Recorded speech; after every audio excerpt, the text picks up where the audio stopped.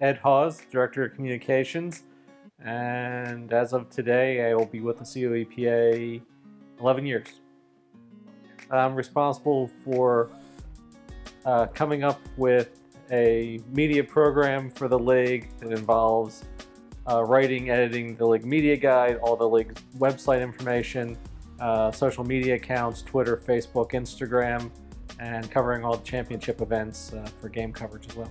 I'm also responsible for the top 25 poll for both of the varsity programs for the men and women, national D3 poll for the men and for the women as well, and then the collegiate club polls for both men and women. So during the course of the year, we operate them throughout. They get national coverage, USA Today, the NCAA website. So yeah.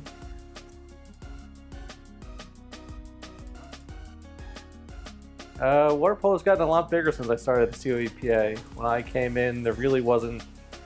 There were a lot of teams, but the number of D3 programs for the women weren't as plentiful. All those teams were incorporated in, so the Uticas and the Washington Jeffersons were playing Michigan and Indiana on the women's side consistently. Now it's more on level for those programs, so they're not facing programs that have scholarships rather than just being, kind of more on an even keel with everyone else now than they were before.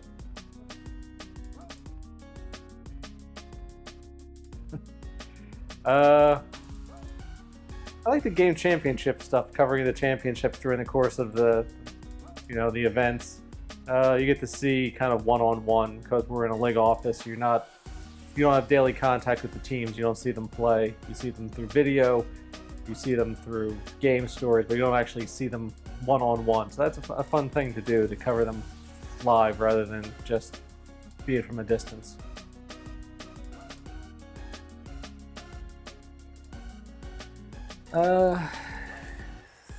It doesn't really stop during the course of the season. 7 days a week, 24 hours a day, there's always something going on. There's always somebody playing some game or some event that's going on. So it doesn't really stop necessarily. It just keeps going and going and going and going. So that can get a little wearing at times, but that's pretty much it. Everything else is, kind of nice.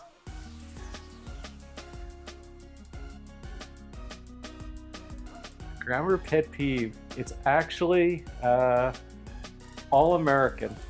When I was in grad school, the guy who I worked for, I wrote academic All-American once, and he went off about it, that there's no such thing. You're named to an academic All-America team, so you're not an academic All-American, you're an academic All-American selection. So every time I write that, I automatically go back to that and switch it out. So I don't think I've written academic All-American since I've been here. Same for academic All-American, All-American, academic All. The other thing I sit on the Co-SIDA committee for academic All-America, so we kind of protect that copyright because they have a copyright on the term academic All-America. So every time I see that from another organization, it kind of, raises the hairs on the back a little bit and makes you a little bit anxious about that. So.